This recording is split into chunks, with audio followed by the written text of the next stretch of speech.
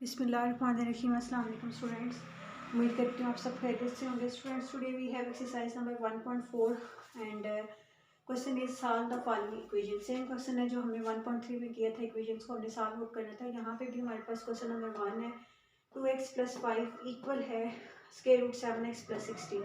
हमें एक equation given है, हमने इस इक्वेशन को सॉल्व करना है। अब सबसे पहले तो ये डिसाइड करना होता है कि हमारे पास जो इक्वेशन है वो कौन सी इक्वेशन है।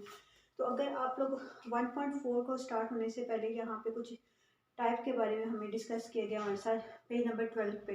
पेज नंबर 12 पे टाइप के बारे में डिस्कस किया हुआ है। यहाँ पे अगर आपको नज़र आ रहा हो रेडिकल इक्वेशन। रेडिकल इक्वेशन क्या होती है? An equation involving expression under the radical sign.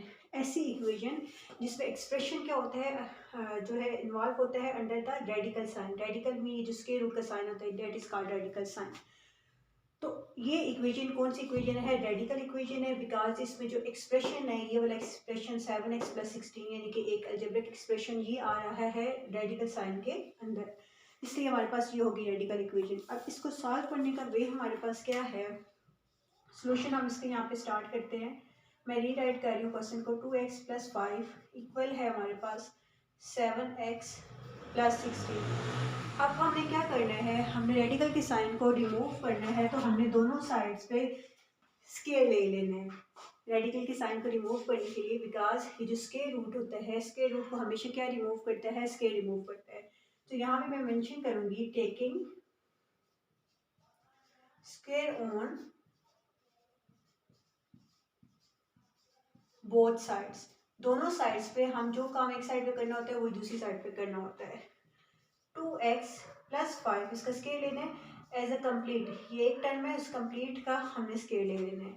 यहाँ पे भी सेम वही प्रोसेस करना है। 7x + 16 टाइप करना है, ब्रैकेट लगा के होल का स्क्वायर ले लेना है, इसलिए ब्रैकेट यूज कर लिए।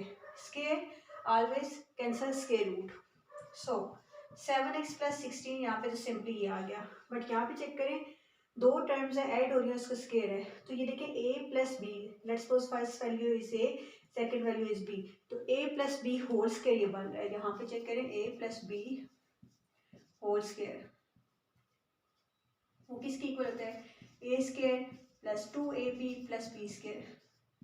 तो ये इस फॉर्म में है, a + b होल स्क्वायर की फॉर्म में है। हमने इसको एक्सपेंड करके इसको ओपन करना है, इस तरह से लिखना है। तो a की जगह पे क्या होगा? 2x का होल स्क्वायर प्लस फार्मूले का 2।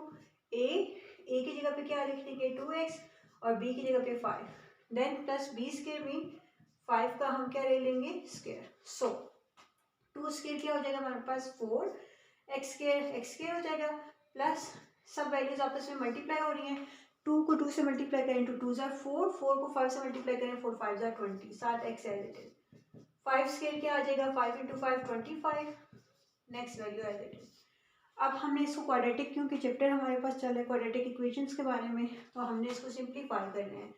4x² + 20x + 25, यहाँ तक तो हमारे पास क्वाड्रेटिक इक्वेशन कंप्लीट बन रही है। x² वाली टर्म है, x वाली टर्म में कांस्टेंट है, बट इक्वल की दूसरी साइड पे हमारे पास क्या होता है? 0 है, बट अभी हमारे पास कुछ एक्सप्रेशन आ रहा है, ये पॉजिटिव है। इसको जब इधर मूव कराएंगे, बिकॉज हमें यहाँ पे 0 चाहिए, नेगेटिव हो जाएगा, और ये भी पॉजिटिव है तो इधर मूव होगा तो नेगेटिव। अब कुछ भी नहीं रहा तो हमारे पास क्या रह गया? वहाँ पे 0। अब जो सेम वैल्यूज है, सेम टर्म्स है, उनको हम ऐड सब्ट्रैक्ट कर सकते हैं। जैसे x वाली टर्म को x वाली टर्म में से ही माइनस कर सकते हैं। प्लस माइनस माइनस 20 - 7 हमारे पास कितना आ जाएगा? 13, प्लस बिकॉज ग्रेटर वैल्यू के साथ पॉजिटिव साइन है, तब यहाँ पे प्लस 13x। लाइकवाइज हमारे पास ये दोनों कांस्टेंट है, तो कांस्टेंट को कांस्टेंट में से सब्ट्रैक्ट करेंगे। प्लस माइनस माइनस 25 - 16 9 हो जाएगा, प्लस 9। तो यहाँ तक ये हमारा काम हो गया। अगर हम लोग बुक को फॉलो करें, चेक करें वहाँ पे एग्जांपल्स, तो यहाँ पे इन्होंने अप्लाई किया हुआ है क्वाड्रेटिक फार्मूला, तो यहाँ पे हम लोग क्वाड्रेटिक फार्मूला भी अप्लाई कर सकते हैं, फैक्टराइजेशन कर सकते हैं। इट्स अप टू यू, क्योंकि हमें यहाँ पे इन्होंने बाउंड नहीं किया कि आपने क्या करना है। सो यहाँ पे मैं कहूँगी कि अगर टाइम सेव करना है तो फैक्टराइजेशन करो, अगर आप फैक्टराइजेशन में अच्छे हो। अदरवाइज फैक्टराइजेशन में अगर आप अच्छे नहीं हो तो फिर क्वाड्रेटिक फार्मूला ये होता है कि वो थोड़ा सा सिंपल होता है, सो सॉल्व करना सिंपल होता है, लेकिन वो थोड़ा लेंथी होता है। तो मैं यहाँ पे करूँगी फैक्टराइजेशन, इसको मैं एक्सप्लेन कर रही हूँ। कोएफिशिएंट ऑफ x² को कांस्टेंट से मल्टीप्लाई करते हैं। 4 9s are 36, 4 9s are 36 आना चाहिए। दो नंबर ऐसे नहीं जिसका प्रोडक्ट 36 हो और उसको ऐड सब्ट्रैक्ट करेंगे तो 13 आए। तो देखो 9 इंटू 4 36 आ रहा है, और 9 को 4 में प्लस कर देंगे तो 13 आ जाएगा। सो हम वही नंबर ले लेंगे फर्स्ट और last value as it is जो हर दफ़ा एक्सप्लेन करती हूँ, और 13x की जगह पे इसको रिप्लेस कर देंगे 9x प्लस 4x। पहले मैं ग्रेटर वैल्यू राइट करी हूँ, फिर मैं स्मॉलर वैल्यू राइट करी हूँ, बिकॉज ये दोनों मिलकर दोबारा 13 बना देंगे। इन दोनों में से नंबर 4 और 9 ये दोनों सेम टेबल पे तो नहीं डिवाइड हो रहे, बट x कॉमन आ रहा है, तो यहाँ पे रह जाएगा 4x, बिकॉज x की था ना, x की एक पार बाहर चली गई, एक अंदर रह गई, plus 9 as it is x एक ही था जो हमने पाई कॉमन ले लिया। अब यहाँ पे चेक करें, यहाँ पे कुछ कॉमन आ रहा है, नंबर भी नहीं कॉमन आ रहा है दोनों में, 4 और 9 है, बिकॉज 4 और 9 अगर सेम टेबल पे जाते ना तो हम तो ले लेते 2 कॉमन ले लेते या 3 कॉमन ले लेते, लेकिन मसला ये कि 2 के टेबल में 4 आता है लेकिन 9 नहीं आता, 3 के टेबल में 9 आता है 4 नहीं आता, और वेरिएबल भी नहीं है, वेरिएबल सिर्फ इसमें है। तो जब कुछ भी ना कॉमन हो तो मैंने हमेशा बताया वहाँ पे हम क्या लेते हैं, 1 कॉमन लेते हैं, 1 ले लिया, अगर +1 है तो +1, अगर यहाँ पे माइनस है तो -1। जब +1 कॉमन लेंगे तो अंदर वाले साइन चेंज नहीं होते, नेगेटिव हो तो फिर चेंज होते हैं, तो वो एज इट इज़ राइट कर देते हैं। अगर 1 कॉमन ले तो next value as it is. Mean होता ये है कि 4x को 1 से डिवाइड किया 4x आ गया, 9 को 1 से डिवाइड किया तो 9 आ गया, किसी भी नंबर को 1000 को भी 1 से डिवाइड करें 1000/1 तो आंसर 1000 ही आएगा। अब चेक करें दोनों में से हमारे पास जो कॉमन चीज़ आ रही है वो क्या आ रही है इन दोनों टर्म में से, तो यहाँ पे इसको करते हैं जो कॉमन आ रहा है हमारे पास। तो कॉमन हमारे पास आ रहा है 4x प्लस 9 कॉमन आ गया। जब कॉमन आ गया तो यहाँ पे जस्ट क्या रह गया x plus 4x plus 9 common है, तो यहाँ पे क्या रह गया हमारे पास 1 इक्वल्स टू 0। दोनों को इक्वल टू 0 पुट करना है सेपरेटली, फर्स्ट वैल्यू को सेपरेटली इक्वल टू 0, सेकंड को सेपरेटली, कांस्टेंट को दूसरी साइड पे लेके जाएंगे, +9 -9 हो जाएगा, 0 - 9 इज -9। ठीक है, अब हमें जस्ट x की वैल्यू फाइंड आउट करनी है,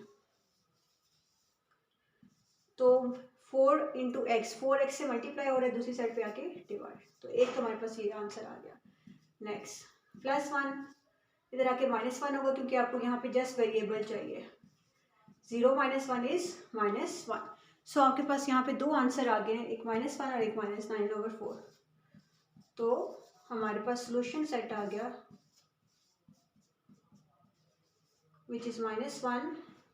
और अगर इसको सिंप्लीफाई करना चाहें सेम टेबल पे तो ये सिंप्लीफाई नहीं हो सकता, सेम टेबल पे नहीं आ रहा, तो इसका ये आंसर होगा -9/4।